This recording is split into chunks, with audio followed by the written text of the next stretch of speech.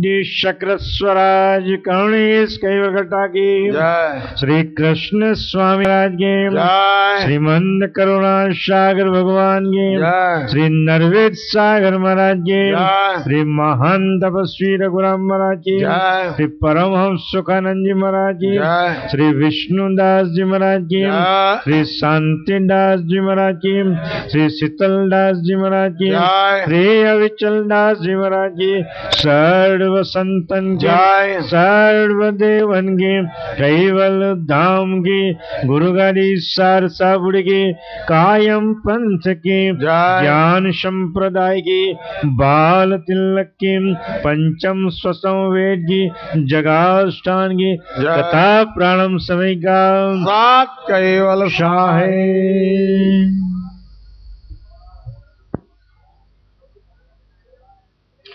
जय कैवल अंशो सात कैवल सामर्थ शरीर संबंधी इंद्रिय रस भोगा 5-25 संयुक्त संजोगा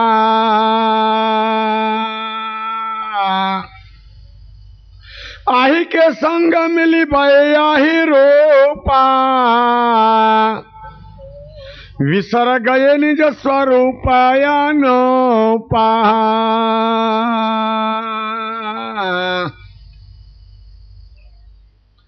परमानंद कंद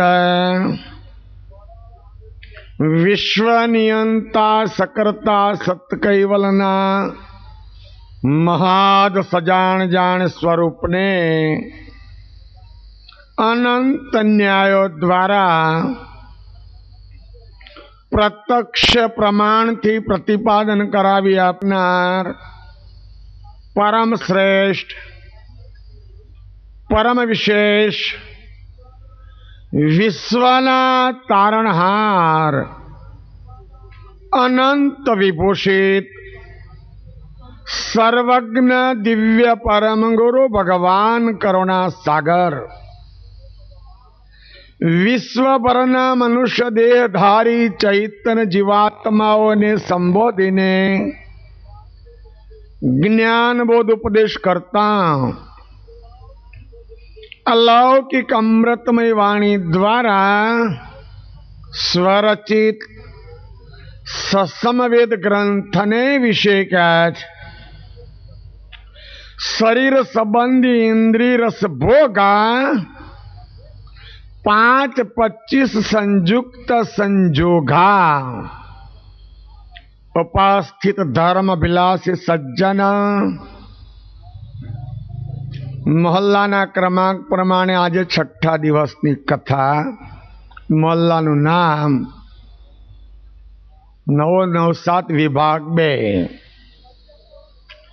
સજ્જનો કથાનો વિષય આપણો સસમવેદનો સૂત્ર સરંગ ચાલુ છે ગઈકાલે કથામાં આપણે સાંભળ્યું કે નિયંતાનો જે વાંસ ઘાટમાં રહેલો ચૈતન્ય અંશ આ અંશ પ્રકૃતિ જઈને ઘાટમાં પ્રવેશો અને ઘાટના સંબંધમાં એ રસબસ થયો પરિણામ શું આવ્યો દયાળુ આજની ચોપાઈમાં કહે છે શરીર સંબંધી ઇન્દ્રિય રસ ભોગા સજ્જન આ શરીરના 5 માળ છે 5 દેહ છે જે 10 ઇન્દ્રિય છે એને આપણે સ્થૂલ દેહ કહીએ છીએ આ 10 ઇન્દ્રિયને પ્રેરણા જે કોઈ આપે છે એ અંતસ્કરણને આપણે સૂક્ષ્મ દેહ કહીએ છીએ અંતસ્કરણને જેનાથી પ્રેરણા મળે છે એ 3 ગુણને આપણે કારણ દેહ કહીએ છીએ અને ગુણને જેનાથી પ્રેરણા મળે છે એને આપણે મહાકારણ દેહ જેને વૃત્તિ તરીકે સંબોધીએ છીએ અને સજ્જન એ વૃત્તિ જ્યાં નિહંગ બને છે ત્યાં પરમ કારણનું પ્રાધાન્યપણું આવે છે અને એમાં ચૈતન્ય રહેલો છે. ભગવાન કરુણા સાગર અગાધ બોધમાં જે ઉપાસના વિધિ લખી ત્યાંનો ઉલ્લેખ કર્યો. સ્થૂલ સૂક્ષ્મ કારણ તન જેહી મહાકારણ પર પરમ વિદેહી. પરમ વિદેહી સોહી નિજ આપ રૂપા સો નિશ્ચય કરી તત્વ અનુપા. દયાળુ આ ઉલ્લેખ અગાધબોધ ગ્રંથમાં કર્યો છે. સજ્જનો, જેવી રીતે ચૈતન્યની ચેતના પરમ કારણમાંથી મહાકારણમાં અને મહાકારણમાંથી કારણમાં સૂક્ષ્મ અને સ્થૂલમાં આવી અને ઇન્દ્રિયોમાં પ્રસિદ્ધ થાય છે, એ જ રીતે ચાસમી સ્થૂલમાંથી સૂક્ષ્મમાં કારણમાં મહાકારણમાં અને પરમ કારણમાં જઈને ઓહંગ સોહંગ પછી અંશ ઉપર સલો લે છે.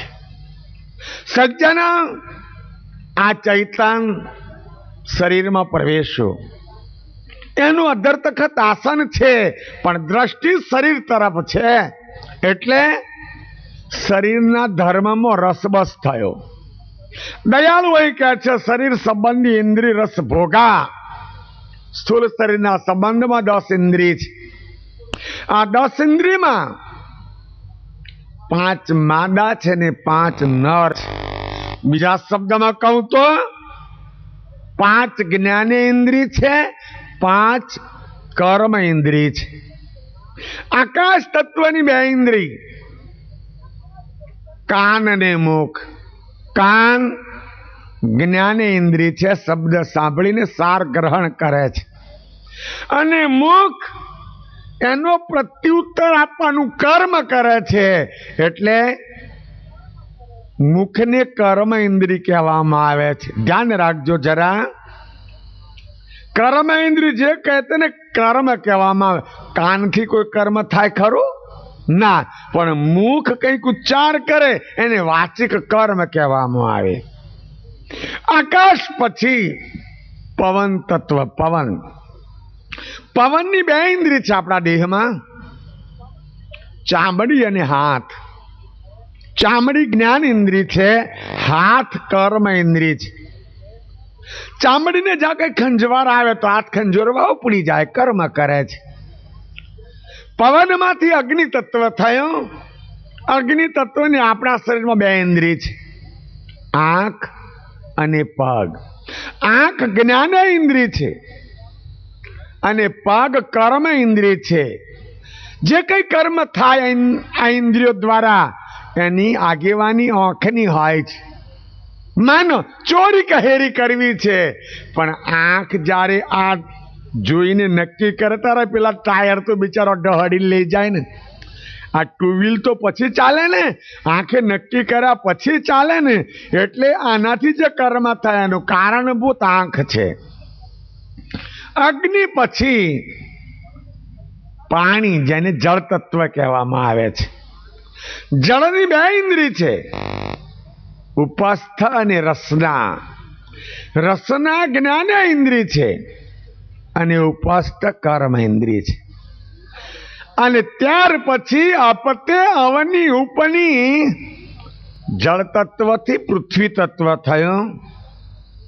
આ પૃથ્વી તત્વની 2 ઇન્દ્રિય નાસિકા અને ગુદા. નાસિકા જ્ઞાન ઇન્દ્રિય છે. રસ્તે રસ્તે જતા હો, કોઈ ગંદી હવા હોય, ગંદુ પડેલું હોય, શું ભાઈ તમે કાનમાં ઓગળી ગાલો છો? આંખો દબાઈ ચાલો છો? ના, નાક દબાઈએ. સ્મેલ નાકે રહીને મળી જાય ને, નાક દબાઈએ. એક ઇન્દ્રિય નાકની પરીક્ષા કરે છે અને એક ઇન્દ્રિય ગંધનું પ્રોડક્શન કરે છે. આ 2 વેચી લીધું. એક ગંધની પરીક્ષા કરે અને એ જ તત્વની બીજી ઇન્દ્રિય ગંધનું પ્રોડક્શન કરે છે. એટલે નાક જ્ઞાને ઇન્દ્રિય છે. આ જે ઇન્દ્રિયોમાં વિષય ભોગની આકાંક્ષા જાગે છે, એ આકાંક્ષા ઇન્દ્રિયોને નથી જાગતી, ઇન્દ્રિયોમાં રહેલી આકાંક્ષાઓ અને એને સપોર્ટ આપે છે ત્યાં જે રહેલા દૈવી તત્વો અને આકાંક્ષાઓને લઈને ઇન્દ્રિયોમાં વિષયના આકાંક્ષાઓ જાગે છે કે વિષયની ભાવના જાગે છે. સજ્જનો, આ ચૈતન્ય નિરાળો હતો, કૈવલની વંશનો હતો, અવિનાશી હતો, પણ સંગ કર્યો છે નાશવંતનો અને વિકારથી ભરેલા સ્થૂલ દેહનો. એણે પરિણામ શું આવ્યું? 5-25 સંયુક્ત સંજોગા. બહુ શબ્દો બાબી સારા વાપર્યા છે. કદાચ કોઈ સંસ્કૃત ભાષાના શ્લોક હોય પણ આટલો હાર્દ ભર્યો એમાં ભાવ હોય નહીં. લાગે મહારાજ સંસ્કૃતના કેટલા શ્લોક બોલ્યા છે, પણ આપણા માટે તો તુંબડામાં કોકરા ખખડાવે એવું લાગે ને. આપણો એમાં ભાવ શું હોય? ધ્યાન રાખો. ભગવાન કરુણાસાગરની વાણીમાં એટલું બધું હાર્દ છે કે તમે આખું એક પુરાણ ફેંદી નાખો, પણ એક પુરાણનો સારાંશ એક મંગળ જેટલો હોય. ભગવાનનું રચેલું એક મંગળ કે એક પ્રભાત જેટલો એક જાડા પુરાણનો સારાંશ હોય નહીં. એક શબ્દ આધ્યાત્મિક ઠસોઠસ ભરેલા, ચૈતન્ય દ્રષ્ટિથી ઠસોઠસ ભરેલા.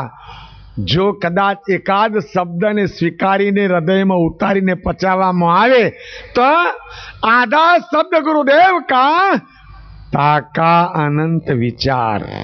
ઋષિ મુનિ થક ગયે વેદન પામે પાર. દયાળનું અડધું વજન, એનો કોઈ અંત ના આવે. એનું મંથન કરવામાં ભણેલાઓનું કામ નથી, વિદ્વાનોનું કામ નથી. જે ગુરુના અનિનો દાસ થયા હોય એ જ બાપજીના આવા ગુહ્ય શબ્દોને સમજી શકે, એના ભાવાર્થને સ્વીકારી શકે. એટલે લખ્યું છે કે આધા વચન ગુરુદેવ કા તાકા અનંત વિચાર. ઋષિ મુનિ થક ગયે વેદન પામે પાર. જો વેદ પાર પામ્યા હતો નયથી લખત જ શું કરવા? એમને પાર ન પડાયું એટલે તો નયેથી લખવું પડ્યું. એટલે અહીંયા બાપજીએ સુંદર એક છણાવટ કરી છે. લખ્યું 5-25 સંયુક્ત સંજોગા. ખરેખર ઘણા પુરાણોમાં 64 જોગણીઓની વાત આવે છે. તમે સાંભળી હશે. અને ભૂવા તો કહેતા જ તને 64 જોગણી દવાઈ ફરે એમ કે લટીઓ હલાવતા હશે કદાચ. આ 64 જોગણીઓ મય જ છે.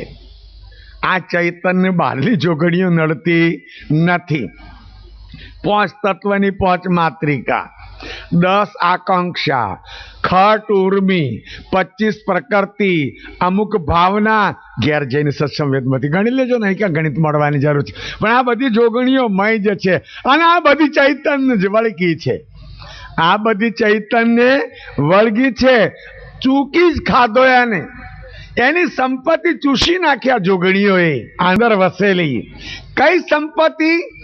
કૈવલે આપી હતી. મુઈ અહીંની સંપત્તિ ખાઈ જાય તો વાંધો નહીં, પણ કૈવલે જે સંપત્તિ આપી હતી પાછા નીજ ઘેર જવા માટે, એ સંપત્તિ આ 64 જોગણીઓ ચૂસી ખાઈ ગઈ. અને ચૈતન્યની દશા કેવી આવી? પાંખ વગરના પક્ષીના જેવી. પાંખ તો હતી, કૈવલે આપીને મોકલ્યો તો. જ્યારે ઈચ્છા થાય ત્યારે ઉડીને કૈવલ ધામમાં પહોંચી જાય એટલી એને વિભૂતિ આપી હતી. પણ આ પાંખો ખલાસ થઈ ગઈ. ઇન્દ્રિયોના રસ લેવા ગયો, દેહમાં આસક્તિ ધારણ કરી અને પેલી જોગણીઓએ એને પ્રલોભન આપ્યું. અમારા સાથે આનંદ કર, અમારામાં ખૂબ આનંદ છે. અને આ પ્રલોભનમાં એની પાંખો ખલાસ થઈ ગઈ. અને એટલે હવે એને કૈવલ ધામમાં જવું હોય તો ભગવાન કરુણાસાગરના વચનના આશરા સિવાય જવાય એમ છે. એ જ આધાર છે જવાનો. નહીં તો સ્વયં એ કૈવલ ધામમાં જાય. એટલી સંપત્તિ સકર્તાપતિએ એને સૃષ્ટિની આદિમાં આપી હતી. દયાળુ કે છે યાહી કે સંગ મિલી ભય આહી રૂપા. એના સંગમાં એટલે તો ઇન્દ્રિય રૂપ જ બની ગયો, દેહ રૂપ જ બની ગયો. સિદ્ધાંત બાહુનીમાં એક જગ્યાએ લખ્યું છે જ્યારે એને ચૈતન્ય સ્વરૂપ વિસર્જન થયું ત્યારે મેં હું લાલ શ્યામ કે ગૌરા, મેં હું સગો સહોદર શૌરા, મેં હું કાકા મામા ભતીજાઈ નથી કહેતા છાતી હલાય શું બોલે છે, હું તારો કાકો થાઉં, હું તારો બાપો થાઉં, એમ નહીં કહેતા. અલ્યા ભાઈ તું શરીરથી કાકો હોય, શરીરથી બાપો હોય, ચૈતન કોઈનો કાકો બાપો ધણી ધણિયાની કશું છે પણ ના, એને શરીરની અસમી ચડી છે એટલે શરીર એ જ હું છું એવું માની અત્યારે વર્તન કરે. યાહી કે સંબંધ મિલી યાહે ભાઈ રૂપા વિસર ગયે નિજ સ્વરૂપ અનુપા, જેની કોઈ ઉપમા ન પાય. સજ્જનો ઉપમા કોને અપાય? ધ્યાન રાખો, બે વસ્તુ સમકક્ષ હોય તો આ વસ્તુ ઓના જેવી છે એવી ઉપમા અપાય.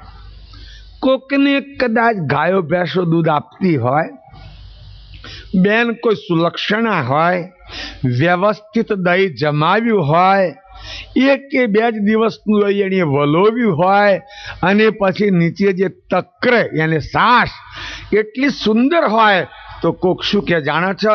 અરે દૂધ જેવી સાસ. કેવી? દૂધ જેવી સાસ. ચા મેલાય કે દૂધપાક થાય, બાસુંદી બને, પણ ના, જરા ઘટ છે અને બહુ ખટાશ નથી એટલે દૂધ જેવી સાસ. માની લો કદાચ કોઈ મોટો પ્રસંગ હોય ને હજારો માણસ ભેગા થયા હોય, કોઈ દૂરથી ફેસ મળતો આવે તો કોઈ બેન શું કે પેલા દેખાય મારા ભાઈ જેવા છે, મારે જરા કામ હતું, મારા ભાઈ હશે. વ્યક્તિનો ફેસ મળતો આવે છે એટલે કે ને મારા ભાઈ જેવા છે. એટલે જ્યારે બે વસ્તુ સમકક્ષ કે સરખી દેખાતી હોય ત્યારે એની કંઈક ઉપમા આલી શકાય, ઓના જેવું છે. મને કહેશો કૈવલ કોના જેવો છે? કોઈ એના જેવી બીજી ચીજ? તા પિંડમાં ચૈતન્ય કોના જેવો? કોઈ તત્વ ચૈતન્યની સરખામણી કરી શકે એવું છે ના.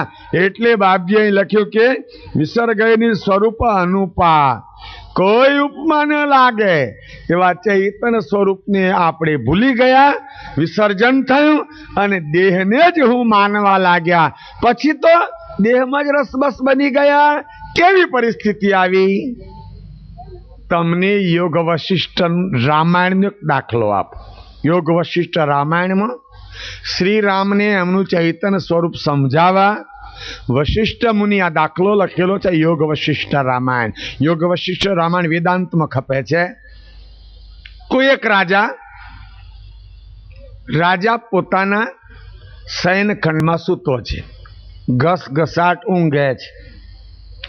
ઊંઘમાં રાજાને સ્વપ્ન આવ્યું. સ્વાભાવિક છે કે માણસને સ્વપ્ન આવે છે. સ્વપ્નમાં રાજા સભા ભરીને બેઠો છે, રાજસભા ભરીને એની બેઠો છે. આમ તો રાજા એના શયનખંડમાં ઊંઘે છે પણ સ્વપ્ન એને આવું આવ્યું કે હું સભા ભરીને બેઠો છું.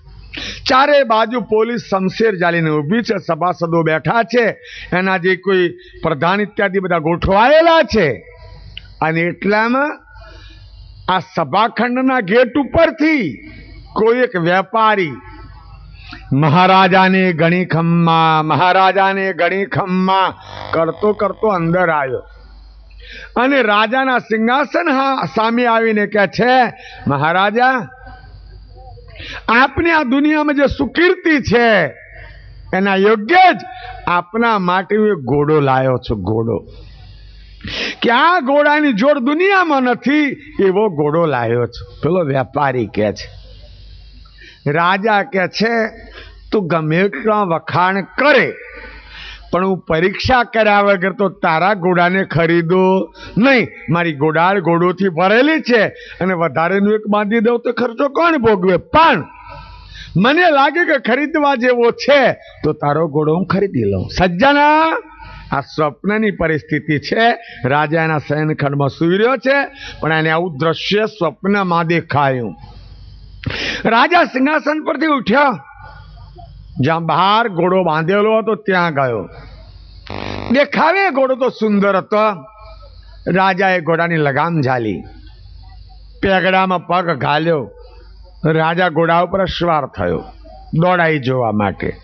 સહેજ એડી દબાવી ઘોડો ઉપડ્યો, ખૂબ સ્પીડમાં ઉપડ્યો. રાજાને થયું કે હેલિકોપ્ટરની કોઈ જરૂર નથી. એટલી સ્પીડમાં ઘોડો ચાલે છે કે હેલિકોપ્ટરની કોઈ જરૂર છે નહીં. અને એની ચાલ એવી સરસ છે કે પેટમાંથી પાણી હાલતું નથી. અમુક દૂર ગયા પછી રાજાએ વિચાર્યું કે ઘોડાને પાછો વાળું, મારા વતન ભણી જાઉં. પણ આ રાજાના સંકેતને ઘોડાએ ના સ્વીકાર્યો, સીધો જ ચાલ્યો. પછી તો રાજા એને થંભાવવા માટે, ઊભો રાખવા માટે પ્રયત્ન કર્યો, પણ એની સ્પીડ ઉલટી વધી. ઘોડાની સ્પીડ ઉલટી વધી. કોઈ પણ વસ્તુ આપણને પ્રિય લાગે, પણ અતિ થાય એટલે અતિ વર્જિત. કોઈ પણ વસ્તુ ખાવાની, પીવાની, ભોગવવાની કોઈ પણ વસ્તુ હોય, લિમિટમાં હોય તો હજી પ્રિય લાગે. અતિ થાય એટલે આપણને એના પાછી અભાવ ભાવના જાગે. ઘોડાની સ્પીડ અતિ વધી, કાબુમાં આવતો નથી, ઊભો રહેતો નથી, દિશા બદલતો નથી. રાજાને હવે ચિંતા વળગી કે આ ઘોડો કોઈ જાડીમાં ઘૂસી જાય, કોઈ જગ્યાએ એવી જગ્યામાં જાય અને મને માથામાં કંઈ અફડાય તો ત્યાં ત્યાં જ મરી જઈશ. આટલી સ્પીડમાં ઘોડો જતો હોય અને જો માથામાં કંઈ ઝાડ કે પાન અથડાય તો મરી જ જઈશ. રાજા ઘોડા સાથે લપાઈ ગયો. હવે ઊભો રાખો કે દિશા બદલવી એને છોડી દીધું, જ્યાં જાય તો જવા દીધો, પણ ઘોડા સાથે આમ લપાઈ ગયો. બન્યું એવું, ઘોડો એની સ્પીડે જાય છે. રાજા ગણેક જતો બાજુ પર બેલેન્સ જતો નીચે પડી ગયો. ઘોડો ક્યાં ગયો રાજાને ખબર ના પડી, ઘોડો જતો રહ્યો. સદભાગ્યે રાજાને ફ્રેક્ચર ના થયું, ભાગ્યું તૂટ્યું કશું જ નહીં. આંખે વાગવાનું તો સપન હતું ભાઈ. રાજા તો મહેલમાં સૂતો છે, પણ એ કપડો ખંખેરીને બેઠો થયો. ઘોડો નથી ત્યાં. ઘોડો નથી એનો વાંધો નહીં. અત્યારે રાજા જે જગ્યા પર ઊભો છે એ કોની હદ છે એ રાજાને ખબર નથી. આ હદ કોની છે એ રાજાને ખબર નથી. અને કયા પ્રદેશમાં રાજા ઊભો છે? સજ્જન, એક આપણા શરીરનો નિયમ છે. આ શરીર જે દેહ છે એનો ધર્મ જન્મ અને મરણ. મનનો ધર્મ સંકલ્પ અને વિકલ્પ, અને પ્રાણનો ધર્મ ભૂખ અને તરસ. અતિશય સ્પીડમાં મુસાફરી કરી એટલે રાજાને એટલી બધી તરસ લાગી, એટલી બધી. વોટર બેગ જોડે નતો લઈને નીકળ્યો. કેમ? હવે પાણીથી જ પાછો આવું છું ને. પણ આ તો રાજાને ઘોડો કંઈક લઈ ગયો તો ખબર ન પડી. એટલે એને એટલી બધી તરસ લાગી, એનો કંઠ સુકાવા લાગ્યો. જ્યારે માણસને એના દેહ ઉપર જ આવી આપત્તિ આવે ત્યારે એને પૈસાને પરિવાર વાલો લાગતો. દરેકના, તમારા મારા બધા જ માટે દેહ ઉપર આપત્તિ આવે ત્યારે પૈસાને ભૂલી જાય છે ને પરિવારને ભૂલી જાય છે. રાજા અંદર ચિંતન કરે છે કે જો ઘડીક સુધીમાં મને થોડીક વારમાં પાણી નહીં મળે તો મારો કંઠ સુકાઈ જશે અને હું મૃત્યુ પામીશ. સજ્જનો ધ્યાન રાખો, આપણું આ શરીર છે ને એ શરીરની અંદર ભગવાન કરુણાસાગરે સાંખ્યશાસ્ત્રમાં લખ્યું છે કે શિવજીનો વાસો કંઠે. શિવનો વાસો કંઠે. ખરેખર શિવનો વાસો કંઠે છે. તમારી ત્રણ બાજુ ત્રણ નાથ છે: સોમનાથ, ઈચ્છાનાથ અને રોમનાથ. બરાબર? જો પૂજારી ગલતી ના ચડાવે તો તઈને નાથ કોરા ધાકડ થઈ જાય. પણ અહીંયાથી ઉઠીને જતા રહે તો અંતો જ બેઠેલા રહે, ઉઠીને જતા ના રહે. પણ ખરો શિવનો વાસો કંઠમાં છે. અને બ્રહ્મરુદ્રમાંથી અમીના બુંદા કંઠમાં પડે છે. દર્પણમાં જરા મોઢું ખુલ્લું કરીને જોજો તો જે ગલતીનો નીચો ભાગ હોય છે ને એવો પેલો બ્રહ્મરુદ્રમાંથી બુંદ પડે એનો ભાગ તમને દેખાશે. એ અમીના બુંદે આ શિવ જે કંઠમાં છે એના ઉપર પડે ત્યાં સુધી તન આનંદ મારે, સ્ફૂર્તિ મારે. પણ જ્યારે અમી બંધ થાય એટલે કંઠ સુકાય ને કદાચ શરીર છૂટી પણ જાય. રાજાનો કંઠ સુકાયો પાણી વગર, એને જાણે કો મરી જઈશ. વિચાર્યું કે તપાસ તો કરું, પાણી મળી જાય તો ઉભા રહે, થોડું આવવાનું છે. રાજા ચાલવા માંડ્યો. પછી ચાલતા ચાલતા પાણીની શોધ કરે છે, પણ દેશ અજાણ્યો છે અને અજાણ્યા દેશમાં ચાલે છે. થોડુંક ચાલ્યો, ચાલવાની લોબી શક્તિ નથી એનામાં, પાણીની તરસ લાગી છે એટલે. પણ ખુલ્લા મેદાનમાં ઘણી દૂર એક સ્ત્રી ઉભેલી એના જોવામાં આવી. દૂરથી આકૃતિ દેખી તો કોઈ સ્ત્રી છે, માણસ છે. રાજાને થોડોક સંતોષ થયો કે આ સ્ત્રી છે, માણસ છે, કદાચ અહીંની વતની હશે એટલે પાણી પીવડાવશે. અગર તો જો પાણી હશે, જગ્યા મને બતાવશે તો મારા જીવને બચાવી લઈશ. હું પાણી પીને સંતોષ અનુભવીશ. સજ્જન સ્વપ્નની બિના છે. રાજા તો ઊંઘે છે એના શયન ખંડમાં. પેલી સ્ત્રી બાજુ ખેંચાવા મળ્યો. હવે પાણી નહીં, એ સ્ત્રી નજીક જવા માંગે છે કે પીવડાવે કે પાણી બતાવે. છેક નજીક ગયો, સ્ત્રીના દેદારને જોયો. આણે સ્ત્રીના દેદારનો બીજો અર્થ થાય એનો ફેસ, અનુરૂપ. એ સ્ત્રીનું એને બરાબર જોયું તો દૂરથી જ એણે અનુમાન કર્યું કે લાગે છે કોઈ અંતજ જ્ઞાતિની.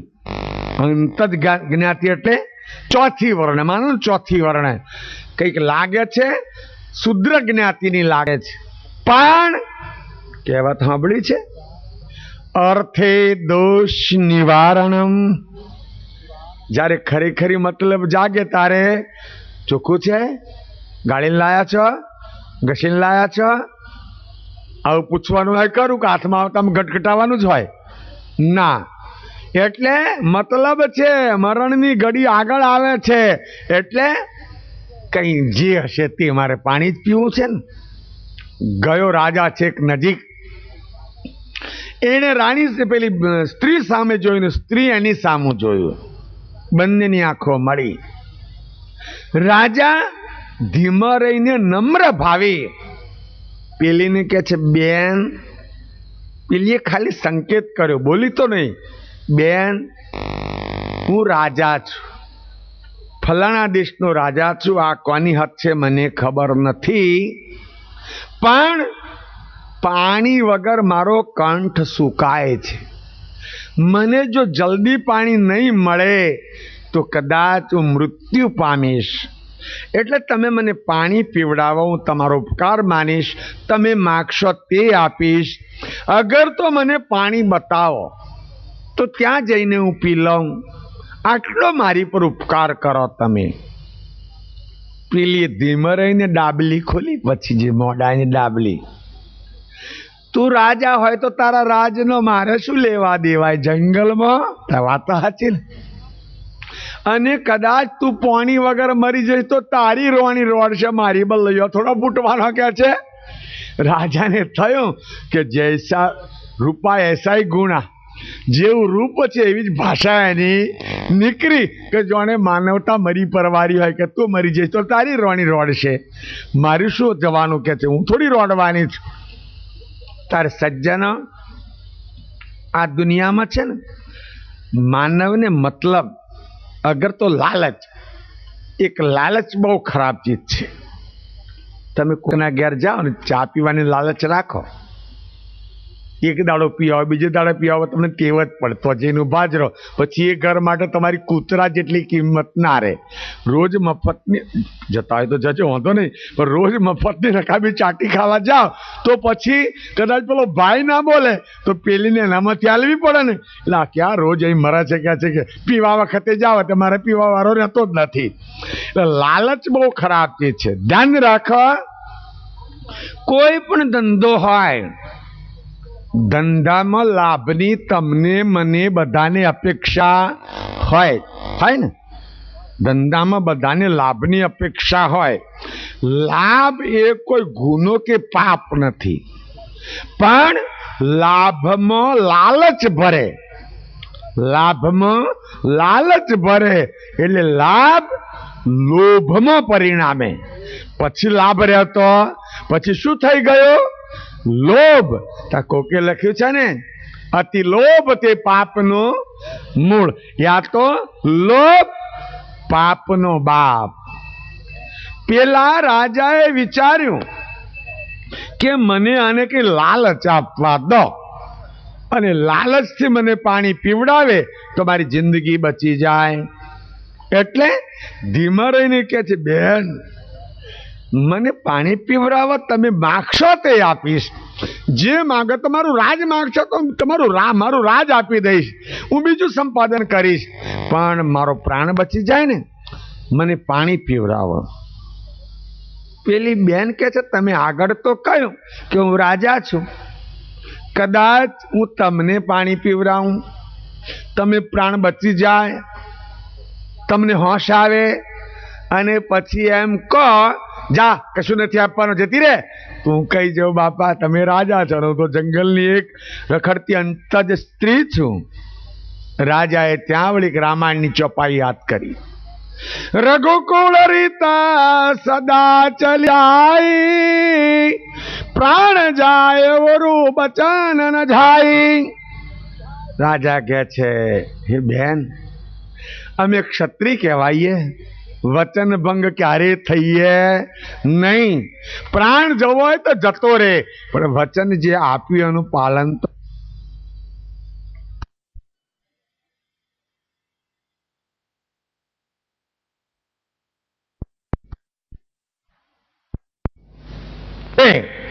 હું મરણથી બચ્યો, આવે ને સંતોષ થયો. પાણી પીધા પછી રાજાને એમ થયું કે આ બાઈએ મને પાણી નથી પીવડાવ્યું, મને મરતો બચાવ્યો. જો પાણી ન મળ્યું તો મરી જવાનો હતો, એટલે ગ્લાસ પાણી નથી પીવડાવ્યું, મારી જિંદગી એણીએ બચાવી, જે માગે તે આપી દઈશ, એવો અંતરમાં ભાવ પણ જાગ્યો. પાણી પીને રાજા સ્વસ્થ બન્યો. કે છે, બેન તે મને મરતો બચાવ્યો છે, હવે તારે જે જોઈએ તે માગ. આ દાખલો યોગ વશિષ્ઠ રામાયણમાં લખેલો છે. જે જોઈએ તે માગ, જો મારી પાસે હશે તો અહીંથી જ આપી દઈશ, અને નહીં હોય તો મારા રાજમાં જઈને તને મોકલી આપીશ, પણ તું ખુલ્લું દિલ રાખીને માગ, તે જોઈએ તે. પેલી કે છે, મારે જે જોઈએ તે અહીં જ છે, રાજમાં જઈને મોકલવાનું છે નહીં, તો માગ આપી દઉં. શું જોઈએ તારે? તમે. પણ તો માગણી કરી, શું જોઈએ છે? તમે. એટલે તમે જો વચન આપવા બંધાયા હોય તો હવે તમે મારો નાતો જોડો. તમે રાજા અને હું રોણી, ભલે રહી કોણી, સોણા વેણતી વાણી, પણ તમારી હાથે નાતો જોડું એટલું થઈ રોણી. પેલી કે છે, નાતો મારી હાથે જોડો. કે છે કે રાજા કે છે, બેન મેં તને પહેલા જ કહ્યું તું કે મારે તો ઘેર રાણીઓ છે, દાસીઓ છે, એ ગમે તે હોય, તમારે વચન પાળવું હોય તો આજ મારી માગણી છે, બીજું કશું મારે જોઈતું નથી. નહીં તો તું મેરા બોલ ગયા ને મેરા ખેલ ગયા, જાઓ પાછા, કઈ વાંધો નહીં. આ તો સજ્જનો સ્વપ્નની વાત છે. રાજા તો શયનખંડમાં ઊંઘે છે. રાજાને થયું કે વચન ભંગ તો થવાય જ નહીં. કદાચ વિધાતાએ આ જિંદગી પછીનો નાતો એની હાથે જોડેલો હશે. નક્કી મારો મન માનવી છે, જયારે મન ફેરવે ને ત્યાં પછી વાંધો આવે. હવે પછીનો જિંદગીનો નાતો એની હાથે જોડેલો હશે. એટલે ક્યાં ગોળ નહીં બોલાવાના હતા, ને ઘરે શાંતિ કરવાની હતી. એક બે ભેગો થાય શાંતિ. એટલે બંને મનોમન સ્વીકારી લીધો કે તું મારો ધણી ને હું તારી ધણિયાણી. નક્કી થઈ ગયું. હવે આ જવા દે ખરી પાછી? ક્યારે જવા દે? જો જવા દે તો પાછો આવે ના, કદાચ જોડે લઈ જાય અને જોડે લઈ જાય તો પેલી જે રાજની રાણીઓ છે ઓનું ગોણીમાં ગાલીને પીલી મારે કે ના પીલી મારે? પીલી મારે ને. એટલે નક્કી કર્યું કે અહીંથી જવા દેવાના નથી, અને પીલીઓની તાકાત નથી કે અહીં આવે. ત્યાં જ છાપરી બાંધી, જંગલમાંથી ઝાડ કાપી લાવી, પાન કાપી લાવી, અને ત્યાં જ સુંદર છાપરી બાંધી. છાપરીમાં બે રહેવા લાગ્યો. ગૃહસ્થાશ્રમ ચાલુ થઈ ગયો. હવે સૃષ્ટિ ધર્મ પ્રમાણે કંદમૂળ છે, ફળ છે, આ ખાય છે, આનંદ કરે છે. સૃષ્ટિ ધર્મના નાતા પ્રમાણે આ બંનેના સમાગમથી, બાપજી લખ્યું ને, સંજોગ સમાગમથી 25 બાળકો થયા. કેટલા છોકરા? 25. હવે લોકો ગભરાય છે બાપા. ભગવાન કરુણા સાગરે તો અગાધ બોધમાં લાખ છોકરા લખ્યા છે. હવે તો અમે બે ને અમારે બે, એટલે કદાચ સ્કૂટર હોય તો ચાલે, ગાડીની જરૂર પડે નહીં. એક સ્કૂટરમાં ભાઈની આગળ બેઠું હોય અને એક પેલી બેનની પાસે હોય, અને આ ફેન્ટર ઉપડે પછી. બરાબર. હવે તો બીજું કોઈ ગમતું નથી ભાઈ. અમે બે ને અમારે બે, આ પૈણ્યો, 2 છોકરા થયા. ડોહ તો ડોશી તો આંખનો પાટો લાગ્યો અમને. ક્યાં જતો રહે બિચારા? જંગલમાં નાહી જાય. ઉમરા માટે નહીં કહેતો, તમારા ચરોતર માટે કહું છું. પણ તે જમાનામાં ધ્યાન રાખો, 50 વર્ષ પહેલા જેનું કુટુંબ મોટું, જેનો પરિવાર મોટો, જેને વધારે દીકરા, એનો મોભો પણ મોટો રહેતો હતો તે જમાનામાં. અને 25 બાળકો થયા. 25 બાળકો. હવે માનો આપણે 2 કે 3 હોય તો ટોટીઓ વાળીને બેહવા મળતું નથી. નિશાળમાં મેળવા જવાનું છે, ઓનું એડમિશન લેવાનું છે, અને દવાખાનામાં લઈ જવાનું છે, અને કપડો લેવા જવાના છે. 3 હોય તો એ તગેડે. ભણેલા ને તમે? નિશાળમાં નહીં ભણેલા? એકડે 1, બગડે 2 થયું એટલે બગડી. બરાબર. અને તગેડે 3. ત્રીજું થયું તમારે ઉભા રહેવાનો વારો આવે જ નહીં. આ લઈ આવો, ફલાણું લઈ આવો, ઢીકણું લઈ આવો. આ તગેડે 3 ને. એટલે ઓને તો 25 થયા. આનંદ. કેટલો મોટો પરિવાર, કેટલો મોટું મારું ઘર ભરેલું દેખાય. રાજા આખો દાડો દોડ કરી ફળ લાવે, કંદમૂળ લાવે, ખોરાક લાવે. આ પદ્માણી હવે એને કુબજા નહીં દેખાતી. હો કે દરેકના માટે આવું છે. પ્રીતિ જોડાયા પછી ગમે તેવી કાળી ભૂટ હોય, ગમે તેમ, પ્રીતિ જોડાયા પછી તો એને પદ્મણી જ લાગે. અને પદ્મણી લાગી પછી પદ્મણી પેલા 25 ને નવડાવે ને ધોવડાવે ને આ તે બધું કરે. એક દિવસ રાજા જંગલમાં ફળાદી ખોરવા ગયો છે. થોડો દૂર નીકળી ગયો સારા ફળ લેવા. ઝૂંપડીમાં આ 25 બાળકો અને એની માં.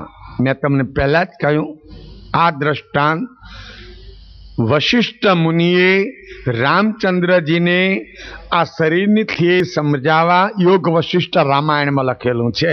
અને આપણા શરીરની પૂરી પરિસ્થિતિ આમાં આવી જાય છે. એટલામાં જંગલની અંદર કઈ દવ સળગ્યો. દવ એટલે અગ્નિ સળગ્યો. જંગલમાં ઘણું ઘાસ ફૂસ પાન પડેલા હોય, અને એવો જોરથી પવન ફૂંકાવા મળ્યો તે એટલો વેગમાં દવ આગળ દોડતો આવ્યો.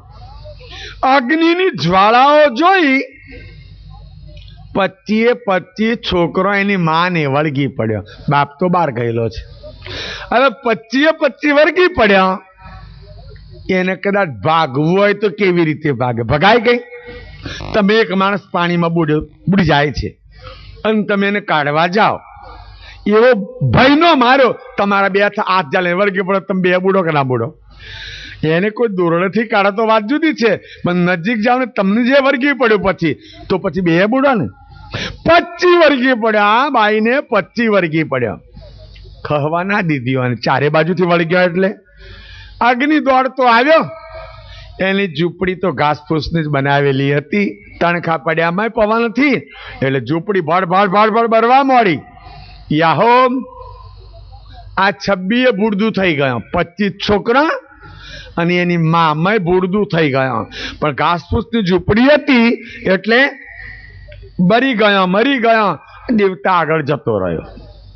થોડીક વાર થઈ અને ફળાદી લેવા ગયેલો રાજા આવ્યો. રાજાએ આવીને જોયું, અરે કેલૈયા જેવા મારા 25 છોકરા. કેવા? કેલૈયો. વાત સાંભળી છે કેલૈયાની? હા, સૌરાષ્ટ્રમાં કેલૈયાનો પ્રસંગ બન્યો. જે સગાશા અને સંગ્રાવતીનો છોકરો આ કેલૈયો ત્યાં બન્યું. ક્યાં છે એ કેલૈયા જેવા મારા છોકરા બુડદું થઈ ગયા. અરે સાક્ષાત સ્વર્ગની અપ્સરા જેવી મારી પદ્મણી મરી ગઈ.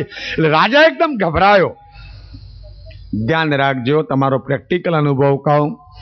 તમને સ્વપ્ન આવે, સ્વપ્ન ચાલે, સડસડાટ ચાલે, અને સ્વપ્નમાં એવું કોઈ ભયંકર દ્રશ્ય આવે, જાણે ચોર દોડ્યાને આપણે પડી ગયા આમ થયું. એ ભયંકર દ્રશ્ય આવે ત્યારે તમારું સ્વપ્ન ઉડી જાય. પછી ભયંકર પોજ આવે ને સ્વપ્નમાં, એટલે સ્વપ્ન પૂરું થઈ જાય. આ તો આ બધું જોયું એટલે રાજાનું સ્વપ્ન થઈ ગયું પૂરું. ઓહો, આ કેવું! હું તો મારા શયનખંડમાં સહપરિવાર હું તો છું. રાજસભા, વેપારી, ઘોડા પરથી પડી જવું, પાણી માટે આટલો વલખો મારવો, અરે પાણીની લાલચે કંતજની ભાઈબંધી કરવી, 25 છોકરા થવા, આ બધું ખલાસ થઈ જવું, આ બધો શું વિચાર? સજ્જન, ખરો અર્થ શું છે? આ શરીરમાં જે ચૈતન્ય છે, ચૈતન્ય વિશે આપણો ચૈતન્ય ચાલે છે. ચૈતન્ય છે તે રાજા છે, ચૈતન્ય અંશ છે તે રાજા છે. અને રાજા પેલા ઘોડા પર બેઠો ને ત્યાં મન નથી કહેતા તમે? એટલે ભાઈ હવે રવા દે ને. એ મનસ્વી છે તે માનવાનો નથી. મનસ્વીનો અર્થ શું થાય જાણો છો? મનરૂપી અશ્વ ઉપર બેઠેલો માનવી. મનસ્વી એ શબ્દનો અર્થ મન રૂપી અશ્વ ઉપર બેઠેલો માનવી. એ મનસ્વી છે તે માનવાનો નથી. એટલે આ મન રૂપી અશ્વ એ ઘોડો. હવે આ મન આપણને કઈ લઈ જઈને પછાડે? થોડુંક જ્યારે એના સારા વિચારો તો હારા તો લાગે, પણ વિચારે ચડ્યા પછી તમે કદાચ માળા ફેરવવા બેસો, ઘડીક લક્ષ્ય કરવા બેસો, અને જો આ ચૈતન્યની વૃત્તિ ઘોડા ઉપર બેસી ગઈ તો તમે માળા તો અહીં ફેરવતા હો, કો તો ઓફિસમાં કે કો તો નિશાળમાં તો કો તો હગાન તો જઈને પકી ગયા હોય. કોણ લઈ ગયું? આ ચૈતન્યનું લક્ષ્ય ભજન કરીને નિજ ગતિને અમરદેશમાં પહોંચાડવાની હતી, પણ મનરૂપી ઘોડો વચ્ચે આડો આવ્યો એટલે આપણી મનોવૃત્તિને લઈ ગયો કોઈ પ્રકૃતિના પ્રદેશમાં. પેલો ઘોડો આ મનવેગી ઘોડો છે કે છે તે. હવે પેલી સ્ત્રીનો સંબંધ થયો. આ તો એનું આ રૂપકનું પ્રમાણ સમજાવું, ઘટના સમજાવું. સ્ત્રીનો સંબંધ થયો. એ સ્ત્રી એટલે આ કાયા, અંતજ છે, ભંગડી છે. આપણી કાયા ખરેખર ભંગડી છે, અંતજ છે. કેમ? શરીરમાં શું છે ભાઈઓ? મળ, મૂત્રે, રુધિર, પેશાબ, નરી દુર્ગંધ. આ તો ચર્મ વરંધમ. ભગવાને જરાક ચામડું લપેટ્યું એટલે બધી એબ ઢંકાઈ ગઈ. ચામડાના નીચે ધ્રુણા થાય એવું જ. માનો રસ્તે જતા હોઈએ અને રસ્તાની નજીક કોઈએ વિષ્ટા કરી હોય, કોઈ જાજરૂ ગયો હોય તો આપણને કેટલો ખેદ થાય. અહીં જ મરી ગયો, આગળ જતાને શું થયું? એમ કે બબડીએ હવ ખરા, મય ભરેલું છે કે નથી? એવું એ ભરેલું છે બરાબર. વળી મંસનો લોચો પડ્યો હોય તો એ ધ્રુણા થાય. અરે કોઈ રસ્તા વચ્ચે પેશાબ કર્યો હોય તો 2-4 ભજન તો સંભળાવી દઈએ. એ બધું જ મય છે, પણ ચર્મ વરંધમ ચામડું લપેટ્યું છે એટલે આ બધી એબ ઢંકાઈ ગઈ. એટલે આ કાયા એ જ ભંગડી છે, આ કાયા એ જ પેલી સ્ત્રી છે. અને દીવા જેવું છે ને, શરીર ગમે તેનું હોય, ચૈતન્ય કેવો કહેવો પડશે અને કાયાને કેવી કહેવી પડશે. નરમાદા જ છે, ધ્યાન રાખો. કોઈ પુરુષ ગુજરી જાય તો અમારી સાથે વાતો કરતા જીવ જતો રહ્યો, અને કોઈ માતા બેન દીકરી ગુજરી જાય તો જીવડી જતી રહી એવું થોડું કહીએ, તો એ શું કહીએ? જીવ ગયો. એટલે જીવ નર છે અને કાયા કેવી? કાયાને કેવો કહેવાય નહીં, આ નરમાદા છે. સજ્જનો, આ સ્ત્રી એ પેલી બંગડીની જગ્યાએ ગણવાની. હવે જે મેં 25 બાળકોની વાત કરી, આ તો અહીં વિષય આવ્યો દ્રષ્ટાંત કાઢ્યું. બાપજી લખ્યું ને 5, 25 સંયુક્ત સંજોગતા. એ 25 કોણ? પ્રકૃતિ. પ્રકૃતિ 5 તત્વની 5 5 એટલે 25 પ્રકૃતિ. પ્રકૃતિનો બીજો અર્થ થાય સ્વભાવ. પ્રકૃતિનો બીજો અર્થ શું થાય? સ્વભાવ. અને જે સ્વભાવ પડ્યો, જે પ્રકૃતિનું ઘટન થયું કે બંધારણ થયું, એ ચૈતન્યદર્શી જ્ઞાનમાં ઓગાળવામાં આવે તો બદલાય, નહીં તો દુનિયાના બધા ઉપાયો નકામાં જાય. લોકો કહે છે પ્રાણ અને પ્રકૃતિ જોડે જાય, પ્રાણને પ્રકૃતિ જોડે જાય, મરે એનો સ્વભાવ બદલાય નહીં. પછી હા, બાપજીના જ્ઞાન ભઠ્ઠીમાં ઓગાળવામાં આવે તો પ્રકૃતિ ઓગળે. એટલે દયાળુ કહે છે કે 25 પ્રકૃતિ એ પેલા બાળકો એ આપણી 25 પ્રકૃતિની વાત લખેલી છે. હવે દવ સળગતો આવવો. દવ એટલે આ કાયાનો વિનાશ કરવા માટે કાળ ખોરતો આવે છે. કાળને આપણે ખોરવા પડતો નથી. તમે બધુંય લેવા બહાર જતા હશો, બધુંય લેવા બહાર, કપડો લેવા કદાચ માર્કેટમાં જતા હશો, શાકભાજી લેવા બજારમાં જતા હશો, ફળાદી લેવા જતા હશો, બધુંય લેવા જાઓ છો. મોતને કોઈ લેવા જાય છે? મોત આપણને ખોરતું આવે છે. ગમે તો હંતાઈ જઈએ પણ એ છોડીને જતું નથી. એટલે પેલો દવ એટલે આ કાળ. ધ્યાન રાખો, કાળ શું કરે? કોનો નાશ કરે? જે પ્રકૃતિ જઈને આ દેહ અને જે પ્રકૃતિ જઈને દેહો છે એનો નાશ કરે. કાળ ચૈતન્ય કશું કરે નહીં. રાજા બચી ગયો, ઝૂંપડી, રાણી અને 25 બાળકો એને કાળ ખાઈ ગયો. દેહની પ્રકૃતિ એને કાળ ખાઈ જાય, ચૈતન્ય કાળ કશું કરે એમ છે નહીં. એટલે આ દ્રષ્ટાંત યોગ વશિષ્ઠ રામાયણમાં લખેલું છે. આપણા દેહની થિયરી માટે બાપજી લખ્યું, આહી કે સંગ મિલી ભય આહી રૂપા.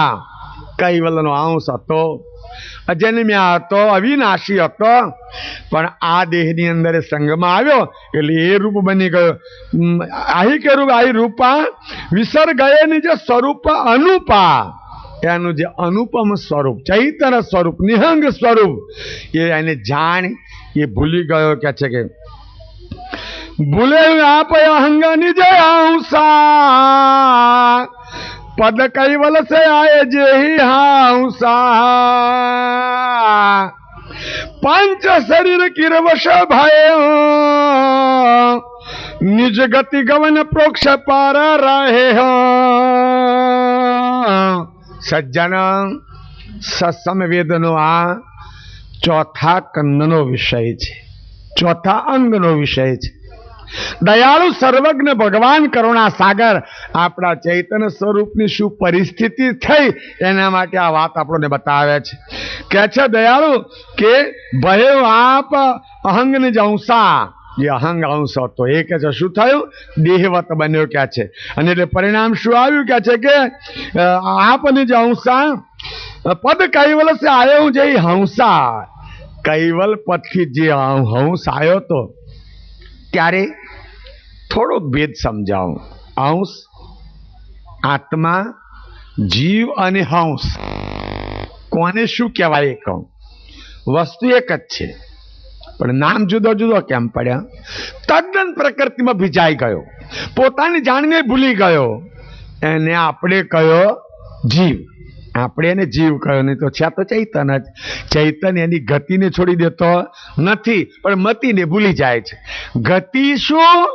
ગમે તેને ચેતન કરવું, એ ગતિ તો છોડી દેતો નથી પણ મતિ ભૂલી ગયો એટલે હું શરીર છું માની લીધું એને.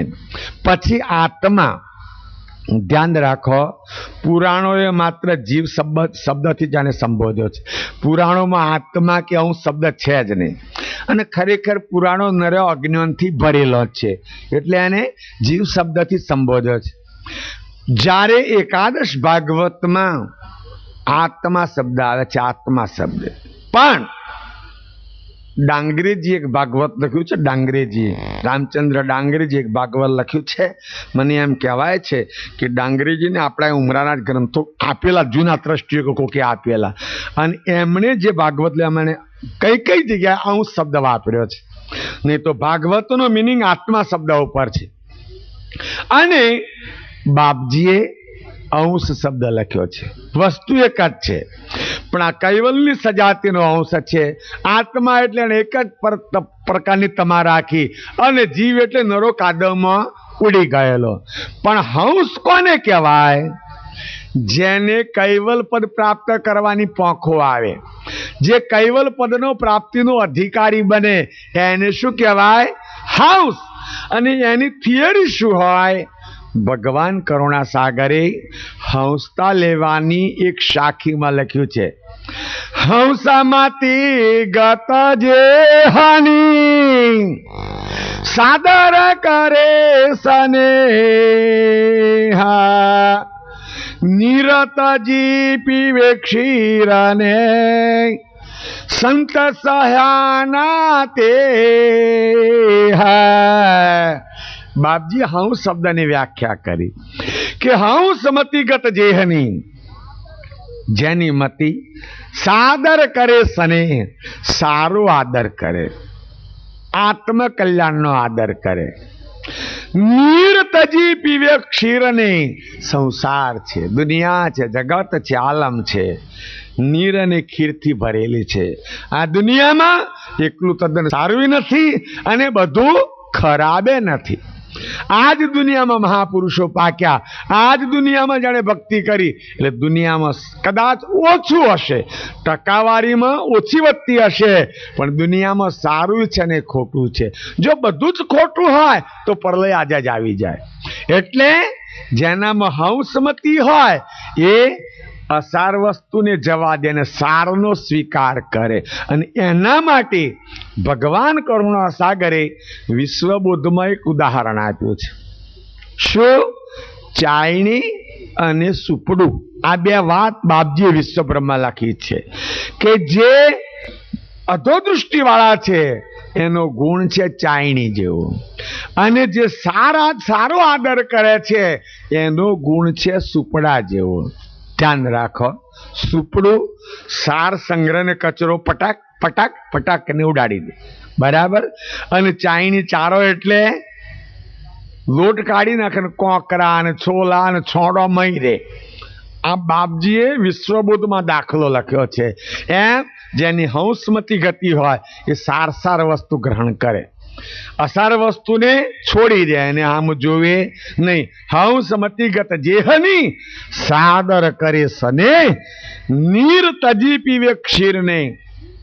જો કે કહેવાની મતલબ તો એવી છે બાપજીની ને સાહિત્યકારોની કે કોઈ જગ્યાએ મોટા સફેદ પક્ષીઓનું ટોળું હોય, એક જણે કહ્યું કે આમાં એક હંસ છે. હવે આ હંસ અને બગલો બંનેનો કલર સફેદ, બંનેનો નિવાસ પાણીમાં અને બંનેનો ખોરાક પાણીમાં, આમાં કોઈ ભેદ નથી. તો પરીક્ષા કેવી રીતે થાય? એના માટે મહાપુરુષોએ લખ્યું છે, તમે એક પાત્રમાં દૂધ લાવીને મૂકો, દૂધ લાવીને મૂકો, બગલો નીરખીર નારું નહીં કરી શકે, અને હંસ પેલા દૂધમાં ચાંચ બોળે.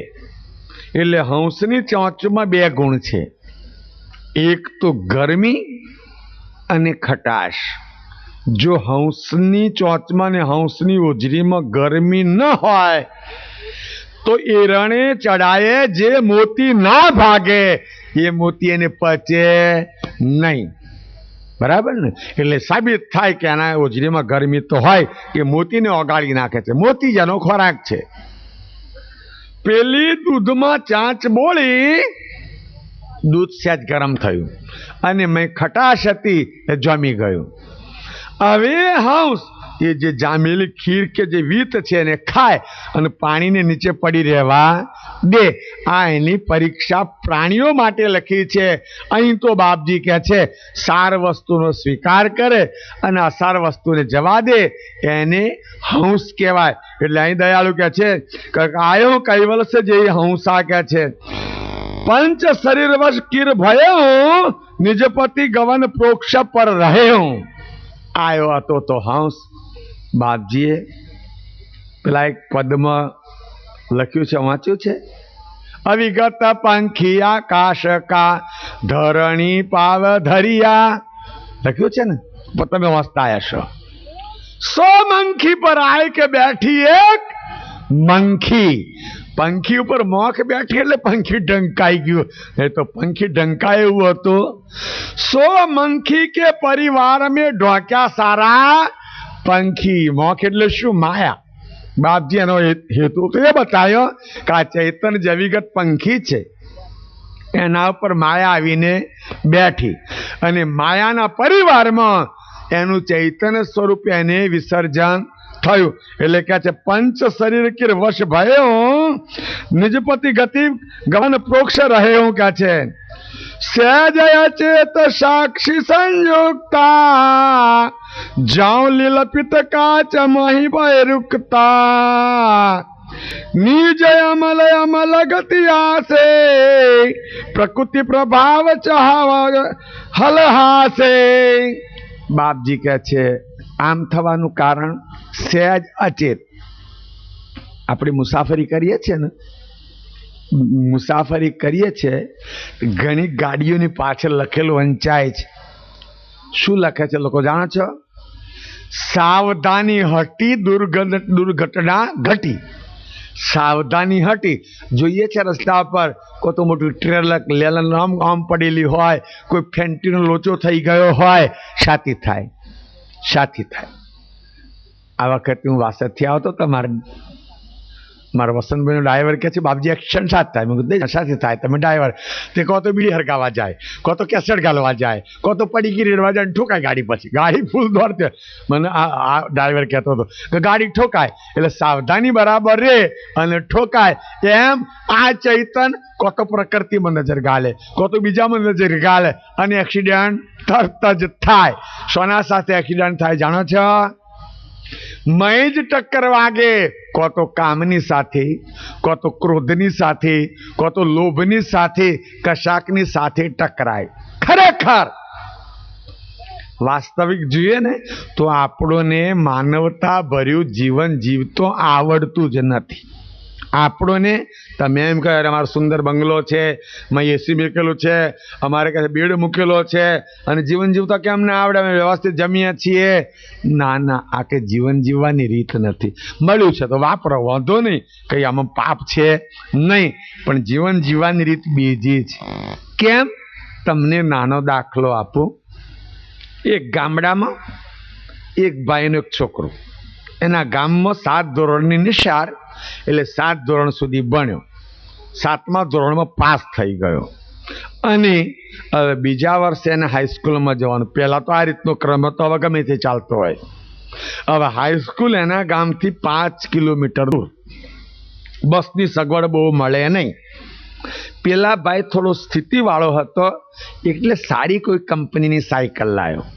શું કરવા? આ છોકરો રોજ સાયકલ ઉપર જાય ને સાયકલ ઉપર પાછો આવે. લાવી અને ઘરમાં નવી સાયકલ એણે મૂકી. છોકરાને કહ્યું ખરું કે તારા માટે લાવ્યો, જો વેકેશનમાં તને કાકા શીખવાડી દેશે, સાયકલ બરાબર આવડી જાય એટલે તારે સ્કૂલમાં સાયકલ ઉપર અપડાઉન કરવાનું. તો કે ભલે. છોકરાને આનંદ થયો. એક દાડો ઘરે કોઈ નહીં, આ છોકરો એકલો જ ઘરે અને આ સાયકલ લઈને નીકળી પડ્યો. હજુ એ શીખ્યો છે નહીં, શીખવાડી નથી અને મારા માટે છે ને સાયકલ લઈને નીકળી પડ્યો. આવડતી નહોતી એટલે 1-2 જગ્યાએ સાયકલ ઉપરથી પડ્યો. થોડુંક એને વાગ્યું, સાયકલને કંઈ થોડું નુકસાન થયું, આડોવડો ગબડી પડ્યો એટલે, અને જહડી લઈને ઘેર આવ્યો. સાયકલ મૂકી અને એને એ પણ બેઠો છે ને એટલામાં એના મા બાપ આવ્યા. જોયું સાયકલની પરિસ્થિતિ જોઈને એને વાગેલું જોયું એટલે હમણે નક્કી કર્યું કે આ સાયકલ લઈને ગયો હોવો જોઈએ એટલે વગાડીને આવ્યો છે. એના બાપાએ ચોખ્ખું કહ્યું બેટા તને કહ્યું તું ને કે સાયકલ શીખ્યા પછી ફેરવવાની, તને નથી આવડતી તો શું કરવા લઈને ગયો હતો? આવા ગાડી ના આવ્યો ને સાયકલને નુકસાન થયું. છોકરાને સાયકલ નથી આવડતી એનું પ્રમાણ એને વાગ્યું તે. આપણને જીવન જીવતો નથી આવડતું એનું પ્રમાણ આપણે દુર્ગુણો સાથે ટકરાઈએ છીએ તે.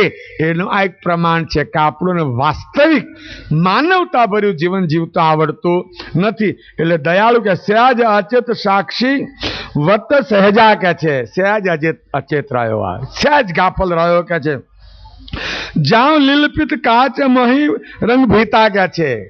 બાપજી એક સુંદર દાખલો આપ્યો. પાણી સફેદ જ છે પણ જેવા પ્રકારનો કાચ હોય એવો તમને કલર દેખાય. એ જ રીતે ચૈતન તો વિશુદ્ધ જ છે, નિહંગ જ છે, પણ એને જુદા જુદા કલરના કાચ ચડાયેલા છે. બતાવું કયા કલરના કાચ તે તમારે અભ્યાસ કરો તો દેખાય ખરા અને સમજાય ખરા.